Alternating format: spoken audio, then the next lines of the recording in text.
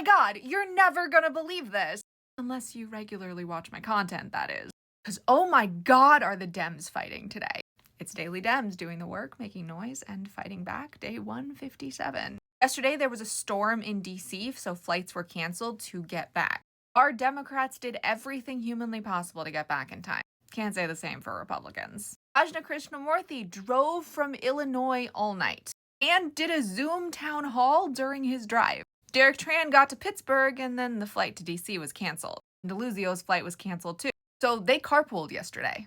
Tonight was the kickoff for organizing summer. And you can find the whole video on YouTube. Well over 100 House Democrats were on the Capitol steps for a press conference earlier today against the bill. There were speeches by all the ranking members of the committees involved with this bill, which includes Frank Pallone, Energy and Commerce, Richard Neal, Ways and Means, Brendan Boyle, Budget, and Angie Craig, Agriculture, as well as Minority Leader Jeffries, Whip Catherine Clark, and Caucus Chair Pete Aguilar. And they weren't under the House dome, so they were naming names of our Republican targets. Jamie Raskin read a rewritten preamble on the floor of the House, which was crafted with help from Lizzie Fletcher. So Republicans screwed up in the Rules Committee. They missed a paragraph-long rule that they were supposed to include. So that rule had to be voted on the floor, which started at 2:08 p.m. and ended like an hour ago. The longest vote in the history of the House.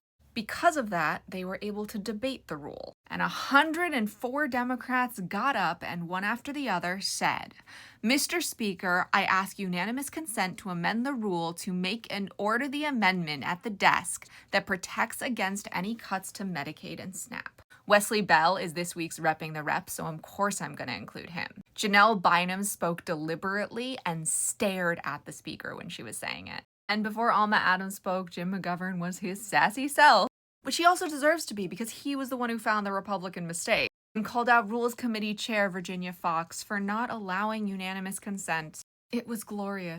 Then after this vote had only been open for an hour, Jonah Goose asked the speaker, are you allowed to keep this vote open indefinitely? Obviously knowing the answer, to which he got a word salad response. Finally, the Hispanic caucus had a press conference. Pretty much all Democratic caucuses had press conferences. I am so proud of our Dems. They are doing everything humanly possible. And this is just a small sliver. If you made it to the end of this post, comment with 7 words because that helps the algorithm. And a car, because our Democrats did everything they had to make it back to DC on time. And if you watched or read any of these stories, comment with what you learned. And a fact, because we still have time to call House Republicans and send this bill 3 steps back. Our voices are our superpower, but only when we use them, and that's no more true than today.